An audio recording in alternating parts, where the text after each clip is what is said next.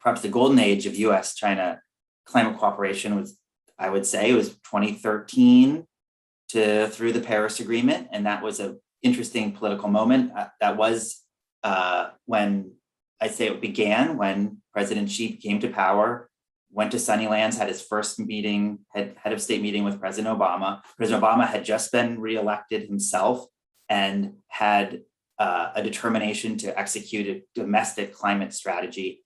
And both countries wanted something and actually needed the other one to accomplish that.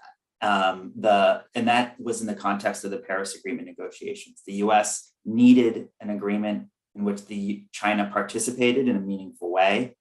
It satisfied its own, both political and environmental objectives for the agreement in the United States' view. And China needed to also have an agreement that included the US, but also one in which they felt that they their participation, their contributions would be welcomed by the US. And I think you saw that really on display when the US and China came together at the apex of that moment, together to announce their NDCs. No blame, no criticism on either side of what the other was putting forward. And that, I think, was a high watermark. I think the question now, and I'd love to hear what everyone else thinks, is what do they have? What do they really want of each other here anymore? We're now in a post-negotiation framework.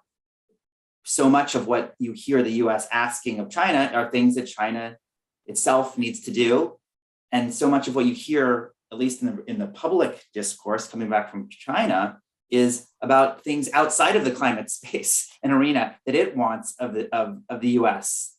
So finding where that intersection of reciprocal needs might unlock some opportunity diplomatically. What happened was that they agreed that Xi Jinping and Obama agreed to work together to reach a deal in Paris. And that in marked contrast to Copenhagen, and to anyone who was in Copenhagen, the scars are still painful. It meant that they were working in concert, and the US was applying its considerable power of mobilization, and China was aligned and not causing difficulties, except there was a bit of a wobble around 1.5, which they still regarded as a bit of an American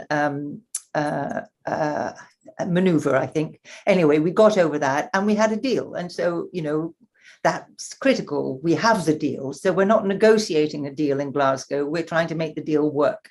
And that's a critical difference, I think, for the purposes of this conversation.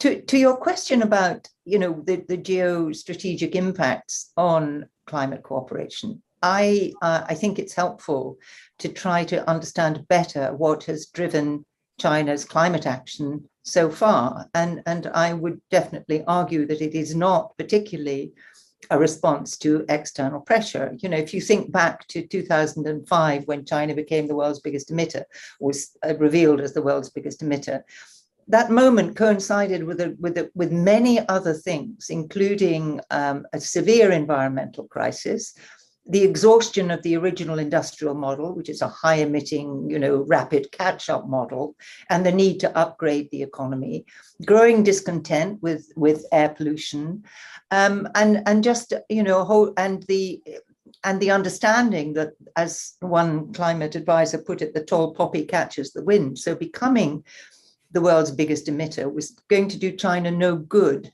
in the eyes of its traditional diplomatic constituency, which is G77. I think him now traveling abroad, that's really not news for anyone here in China. But I think the point that I would make here is the fact that he's now traveling to in person to G20 and the COP doesn't necessarily rule out his participation, right, and his political engagement. He can still do it virtually, present it at a COP, for example. And also, let's remind ourselves that the two countries, US and China, have just decided 2 weeks ago that the first presidential level meeting will happen before the end of this year. Of course, that will be a virtual meeting.